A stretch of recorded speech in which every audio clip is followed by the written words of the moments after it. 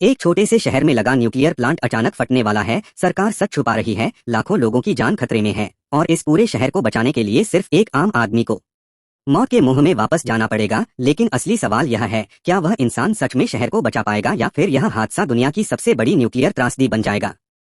अब तक की सबसे दिल दहला देने वाली फिल्मों में से एक है। एक ऐसी कहानी जिसे देखने के बाद लोगों के रोंगटे खड़े हो जाते हैं। कई लोग इस फिल्म को शुरू तो करते हैं, लेकिन बीच में ही डर और तनाव की वजह से बंद कर देते हैं। और जो लोग पूरी फिल्म देखने की हिम्मत करते हैं, वे सच में बहुत कम होते हैं, क्योंकि यह कहानी सिर्फ एक फिल्म नहीं है। यह इंसान की गलती, लालच और बलिदान की कहानी है। एक ऐसी कहानी जिसमें कुछ लोग पूरी मानवता को बचाने के लिए अपनी जान दे देते हैं। मैं आखिर हूँ कौन, यह सवाल उस इंसान के दिमाग में बार बार घूम रहा था जो कुछ ही देर बाद पूरी दुनिया को बचाने वाला था। यह है दक्षिण कोरिया का सबसे बड़ा न्यूक्लियर पावर प्लांट। यहाँ एक विशाल पानी के पूल में लगभग 400 टन परमाणु कचरा रखा गया है। यह परमाणु अचानक एक भूकंप आता है और पावर प्लांट के अंदर भारी नुकसान हो जाता है। रिएक्टर के कूलिंग सिस्टम में दरार पड़ जाती है और धीरे धीरे रेडिएशन बाहर निकलने लगता है।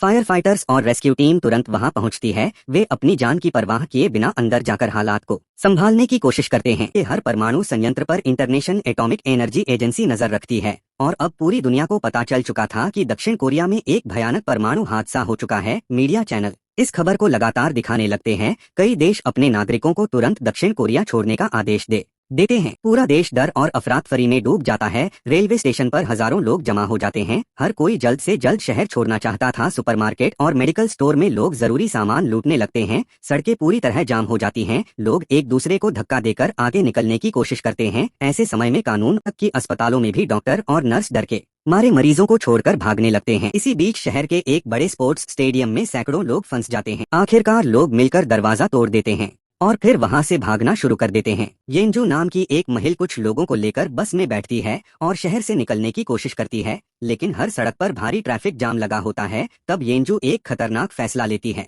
वह बस को तेज गति से चलाकर हाईवे का बैरियर तोड़ देती है और उल्टी दिशा में बस चलाने लगती है। दूसरी तरफ देश का नया राष्ट्रपति अपने ऑफिस में बैठा पूरी तरह निराश हो चुका था। उसे समझ नहीं आ रहा था कि इस भयानक संकट को कैसे रोका जाए। तभी उसकी पत्नी उसके पास आती है। वह उसे झकझोर कर कहती है, आप इस देश के राष्ट्रपति हैं, डर कर बैठने के लिए नहीं। तभी राष्ट्रपति को अपनी जिम्मेदारी का एहसास होता है। वह तुरंत पावर प्लांट के अधिकारियों से संपर्क करता है और आदेश देता है कि समुद्र का पानी लाकर रिएक्टर को ठंडा किया जाए। लेकिन तभी एक और बड़ी समस्या सामने आती है। 400 टन परमाणु कचरे वाले पूल का पानी खतरनाक स्तर तक नीचे जा चुका था। अगर पानी पूरी तरह खत्म हो गया और परमाणु ईंधन हवा के संपर्क में आ गया तो एक भयानक विस्फोट होगा और पूरा देश तबाह हो सकता है। इसे रोकने का सिर्फ एक ही तरीका था, किसी को अंदर जाकर रिएक्टर की दरार को ठीक करना होगा। लेकिन अंदर रेडिएशन का स्तर इतना ज्यादा था कि जो भी वहां जाएगा उसकी मौत लगभग तय थी। राष्ट्रपति ऐसा आदेश नहीं दे सकता था, इसलिए उसने पूरे देश से अपील की कि कुछ लोग स्वेच्छा से आगे आएं। शुरुआत में कोई भी तैयार नहीं होता, लेकिन तभी एक मजदूर आगे आता है। उसका नाम था जह्यो। वह कहता है, अगर हम नहीं जाएंगे तो और कौन जाएगा। धीरे धीरे बाकी मजदूर भी उसके साथ जाने के लिए तैयार हो जाते हैं, क्योंकि वे सिर्फ देश को नहीं बल्कि अपने परिवारों को भी बचाना चाहते थे। और फिर ये सभी लोग मौत की तरफ जाने वाली बस में बैठ जाते हैं। वे सुरक्षात्मक कपड़े पहनते हैं, लेकिन उन्हें पता था कि ये कपड़े उन्हें ज्यादा देर तक नहीं बचा पाएंगे। जब बस उनके शहर से गुजरती है तो सभी की आंखों में आंसू आ जाते हैं, क्योंकि शायद वे आखिरी बार अपनी दुनिया देख रहे थे। बस धीरे धीरे न्यूक्लियर पावर प्लांट के अंदर पहुंचती है। फायर फाइटर्स और सैनिक इन सभी मजदूरों को सलाम करते हैं, क्योंकि वे जानते थे ये लोग शायद इस मिशन से कभी वापस नहीं लौट पाएंगे। बस धीरे धीरे न्यूक्लियर पावर प्लांट के मुख्य गेट के अंदर प्रवेश करती है। चारों तरफ सन्नाटा पसरा हुआ था, लेकिन उस सन्नाटे के पीछे छिपा हुआ था मौत का खामोश खतरा। रेडिएशन का स्तर इतना ज्यादा था कि मशीनों के अलार्म लगातार बज रहे थे। पावर प्लांट के पुराने स्टेशन चीफ सभी मजदूरों को इकट्ठा करते हैं और उन्हें पूरी स्थिति समझाते हैं। वह कहते हैं कि रिएक्टर के अंदर एक बड़ी दरार पड़ चुकी है और उसी दरार से कूलिंग वाटर बाहर निकल रहा है। अगर यह दरार बंद नहीं हुई तो पानी का स्तर पूरी तरह खत्म हो जाएगा। ये गेट के अंदर प्रवेश करती है। चारों तरफ सन्नाटा पसरा हुआ था, लेकिन उस सन्नाटे के पीछे छिपा हुआ था मौत का खामोश खतरा। रेडिएशन का स्तर इतना ज्यादा था कि मशीनों के अलार्म लगातार बज रहे थे। पावर प्लांट के पुराने स्टेशन चीफ सभी मजदूरों को इकट्ठा करते हैं और उन्हें पूरी स्थिति समझाते हैं।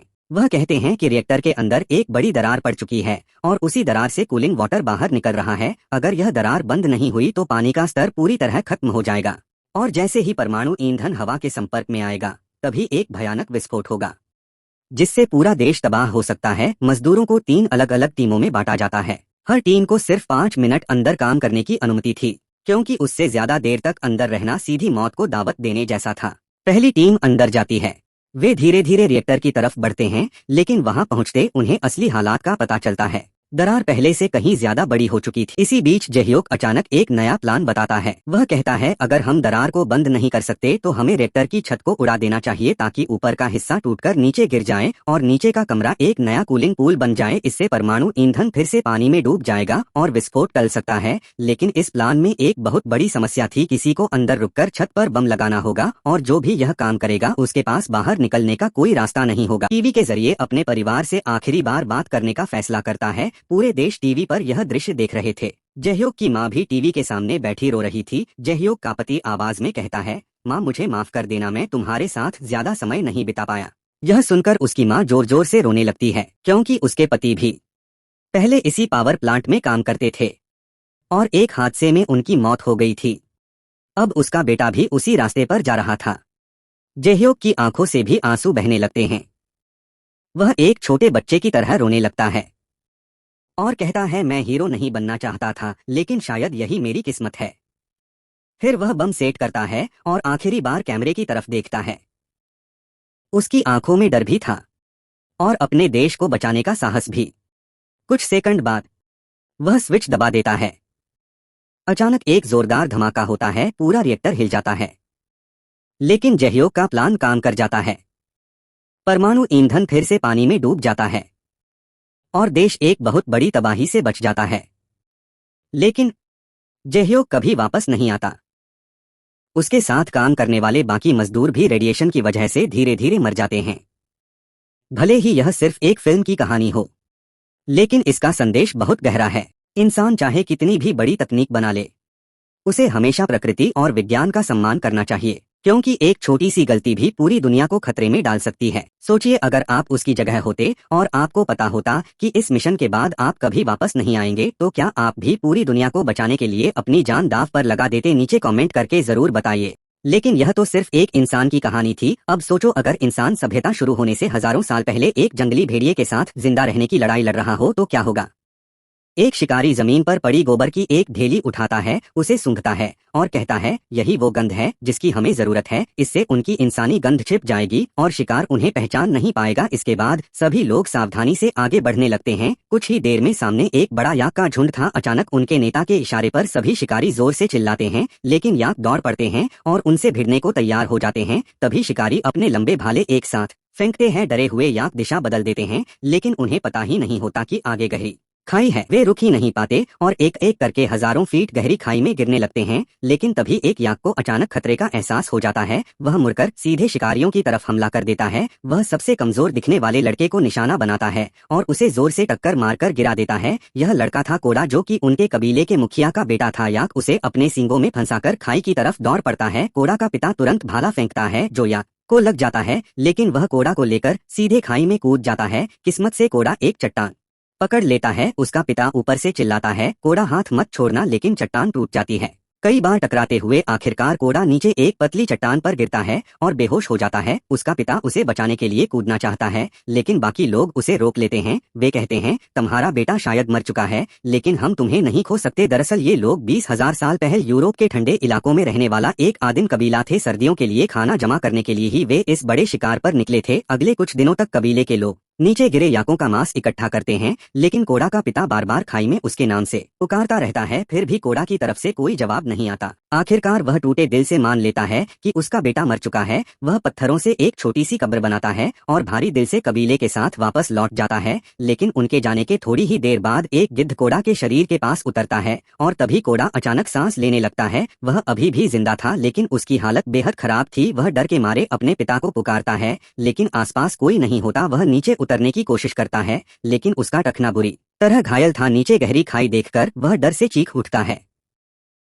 तभी अचानक तेज बारिश शुरू हो जाती है, नीचे पानी भरकर एक तेज बहने वाली धारा बन जाती है। कोड़ा आखिरी दांव खेलने का फैसला करता है, वह आंखें बंद करता है और नदी में छलांग लगा देता है। किस्मत से वह फिर बच जाता है। भूख से बेहाल कोड़ा कीचड़ मिला पानी पीकर अपनी ताकत जुटाता है, फिर वह अपना खिसका हुआ पैर पत्थर में फंसाकर झटके से सीधा करता है। काफी दर्द सहने के बाद वह किसी तरह खड़ा हो पाता है। जब वह वापस उस जगह पहुंचता है तो वहाँ कोई नहीं होता, सिर्फ उसके पिता द्वारा बनाई गई पत्थरों की कब्र होती है। यह देखकर कोड़ा पूरी तरह टूट जाता है। वह खुद को अकेला और असहाय महसूस करता है। तभी अचानक कुछ भेड़िए उसके सामने आ जाते हैं। डरकर कोड़ा एक पेड़ की तरफ भागता है, लेकिन एक भेड़िया उसके पैर को पकड़ लेता है। कोड़ा तुरंत चाकू निकालकर उसे घायल कर देता है और पेड़ पर चढ़ जाता है। भेड़ियों का झुंड पूरी रात पेड़ के नीचे बैठा रहता है। सुबह वे चले जाते हैं, लेकिन एक घायल भेड़िया वहीं पड़ा रह जाता है। कोड़ा भाला बनाकर उसे मारने वाला होता है, लेकिन जब वह उसकी डरी हुई आंखें देखता है तो उसे दया आ जाती है। उसे लगता है कि वह भी उसी की तरह अकेला है, इसलिए कोड़ा उसे मारने की बजाय उसके मुंह को बांध देता है और उसे अपने साथ एक गुफा में ले जाता है। वह आग जलाने की बहुत कोशिश करता है, लेकिन असफल रहता है।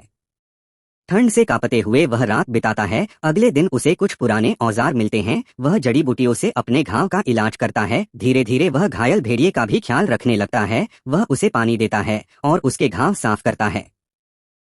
कोड़ा के प्यार और देखभाल से भेड़िया भी धीरे धीरे उस पर भरोसा करने लगता है।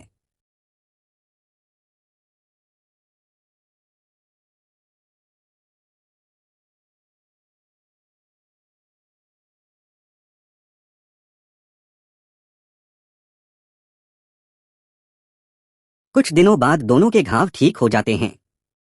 कोड़ा घर लौटने का फैसला करता है, लेकिन भेड़िया उसका पीछा छोड़ने को तैयार नहीं होता। इस तरह इंसान और भेड़िए की यह अनोखी जोड़ी साथ यात्रा शुरू करती है। कोड़ा उस भेड़िए का नाम रखता है अल्फा। अब इंसान और भेड़िए की यह अनोखी जोड़ी साथ साथ सफर पर निकल पड़ती है। जब वे विशाल बंजर मैदान से गुजर रहे होते हैं, तभी अल्फा अपनी तेज सूंघने की शक्ति से एक जंगली सुअर का पता लगा लेता है। अल्फा तुरंत सुअर को कोड़ा की तरफ भगाने लगता है ताकि कोड़ा उसे मार सके, लेकिन कोड़ा अभी भी डर के कारण सही समय पर हमला नहीं कर पाता। इस वजह से उनका शिकार असफल हो जाता है और इस घटना के बाद अल्फा के मन में कोड़ा की नेता वाली छवि थोड़ी कमजोर पड़ जाती है, लेकिन फिर भी अल्फा कोड़ा की आवाज सुनकर उसके साथ चलता रहता है। धीरे धीरे समय के साथ दोनों के बीच तालमेल बनने लगता है। अब वे मिलकर शिकार करने लगते हैं और उनकी सफलता भी बढ़ने लगती है। रात के समय जब आग बुझ जाती है, अल्फा चुपचाप कोड़ा के पास आकर लेट जाता है। वह अपने शरीर की गर्मी से कोड़ा को ठंड से बचाता है। सुबह होते ही कोड़ा मुस्कुराते हुए जागता है। वह अल्फा के साथ पास की झील में नहाता है और फिर अल्फा द्वारा पकड़ी गई बड़ी मछली दोनों का भोजन बनती है। लेकिन एक रात जब वे आराम से खाना खा रहे होते है, तभी अचानक भेड़ियों का एक झुंड वहां आ जाता है। उनका नेता धीरे धीरे कोड़ा की तरफ बढ़ता है। कोड़ा को लगता है कि अब उसकी मौत तय, लेकिन तभी अल्फा आगे आता है। वह भेड़िए के नेता के पास जाकर कुछ संकेत देता है, जैसे वह कह रहा हो कि यह इंसान मेरा साथी है। हैरानी की बात यह होती है कि भेड़ियों का नेता सच में पीछे हट जाता है। असल में वह भेड़िया अल्फा का साथी होता है। कोड़ा यह देखकर समझ जाता है कि अल्फा का असली परिवार वही झुंड है, इसलिए वह अल्फा से कहता है कि वह अपने परिवार के पास लौट जाए। अल्फा आखिरी बार कोड़ा की तरफ देखता है और फिर धीरे धीरे अंधेरे में अपने झुंड के साथ चला जाता है। अब कोड़ा फिर से अकेला रह जाता है। उसे अल्फा की बहुत याद आती है। जब कोड़ा बर्फ से ढके मैदान से गुजर रहा होता है, तभी अचानक उसे फिर से अल्फा दिखाई देता है। कोड़ा उसकी तरफ दौड़ता है, लेकिन अचानक वह बर्फ के नीचे गिर जाता है। अल्फा तुरंत उसकी मदद के लिए दौड़ता है। वह बर्फ तोड़ने की कोशिश करता है। आखिरकार कोड़ा अपनी छोटी चाकू से बर्फ तोड़ने में सफल हो जाता है और अल्फा उसे बाहर खींच लेता है। ठंड से कांपते हुए कोड़ा आग के पास बैठता है। वह अल्फा को गले लगाकर गर्मी लेता है। इस बार अल्फा उसे छोड़कर नहीं जाता। वह कोड़ा के साथ ही रहने का फैसला करता है, लेकिन अब मौसम और भी खतरनाक हो चुका था। भयंकर बर्फीला तूफान शुरू हो जाता है। अचानक कुछ जंगली कुत्ते उनका पीछा करने लगते हैं। घबराकर दोनों एक बर्फीली गुफा में छिप जाते हैं, लेकिन एक विशाल काला तेंदुआ वहां आ जाता है। अल्फा तुरंत कोड़ा की रक्षा के लिए तेंदुए पर हमला कर देता है, लेकिन तेंदुआ उससे कहीं ज्यादा ताकतवर होता है। कुछ ही सेकंड में वह अल्फा को बुरी तरह घायल कर देता है। उसी समय कोड़ा अपना धनुष उठाता है और तेंदुए पर तीर चला देता है। तेंदुआ वहीं मर जाता है। अल्फा मुश्किल से खड़ा होता है, लेकिन यह सुनिश्चित करने के बाद कि कोड़ा सुरक्षित है, वह थककर जमीन पर गिर जाता है। उस पल से वह तय करता है कि चाहे कुछ भी हो जाए, वह अल्फा को अपने साथ घर लेकर जाएगा। कोड़ा को एक पुराना पत्थर का टावर दिखाई देता है। उसका कबीला अब ज्यादा दूर नहीं है, लेकिन उसी समय बर्फीला तूफान और भी तेज हो जाता है। हर कदम आगे बढ़ाना बेहद मुश्किल हो जाता है। अल्फा बहुत घायल हो चुका था और आखिरकार वह बर्फ में गिर पड़ता है, लेकिन कोड़ा उसे छोड़ता नहीं है। वह उसे अपनी बाहों में उठाकर आगे बढ़ता रहता है। दिन और रात की लंबी यात्रा के बाद आखिरकार वे कबीले तक पहुंच जाते हैं। कोड़ा के पिता अपने बेटे को जिंदा देखकर हैरान रह जाते हैं, लेकिन उसी समय थकान से कोड़ा बेहोश होकर गिर जाता है। जब वह होश में आता है तो उसे पता चलता है कि अल्फा ने 2 छोटे भेड़ियों को जन्म दिया है। असल में जब वह अपने झुंड के पास गया था तभी वह गर्भवती हो गया था, लेकिन फिर भी उसने कोड़ा को घर तक पहुंचाने के लिए उसका साथ नहीं छोड़ा। कबीले के सभी लोग अल्फा की वफादारी देखकर भावुक हो जाते हैं। शायद यही वह पल था जब इंसान और भेड़ियों के बीच दोस्ती की शुरुआत हुई। हजारों साल बाद यही भेड़िए इंसानों के सबसे वफादार साथी बने और धीरे धीरे वे बदलकर एक नई प्रजाति में विकसित हुए जिसे आज हम कुत्ता कहते हैं। और आज दुनिया भर में लोग जो कुत्तों का प्यार पाते हैं उसकी शुरुआत शायद 20,000 साल पहले हुई उस मुलाकात से हुई थी जब एक अकेला इंसान और एक घायल भेड़िया किस्मत से एक दूसरे के साथी बन गए। तो दोस्तों, आज की वीडियो में हमने 2 अलग अलग कहानियां देखी। एक कहानी जहां एक इंसान पूरे शहर को बचाने के लिए अपनी जान दांव पर लगा देता है, और दूसरी कहानी जहां एक इंसान और एक जंगली भेड़िया एक दूसरे की जिंदगी बदल देते हैं। लेकिन अब सबसे बड़ा सवाल आपसे है, अगर आपको मौका मिले क्या आप पंडोरा वाले हीरो की तरह लाखों लोगों को बचाने के लिए अपनी जान जोखिम में डालेंगे, या फिर आप अल्फा की तरह जंगल में जिंदा रहने के लिए एक जंगली भेड़िए पर भरोसा करेंगे? कॉमेंट में जरूर बताना, टीम पंडोरा या टीम अल्फा। देखते हैं कौन ज्यादा जीतता है।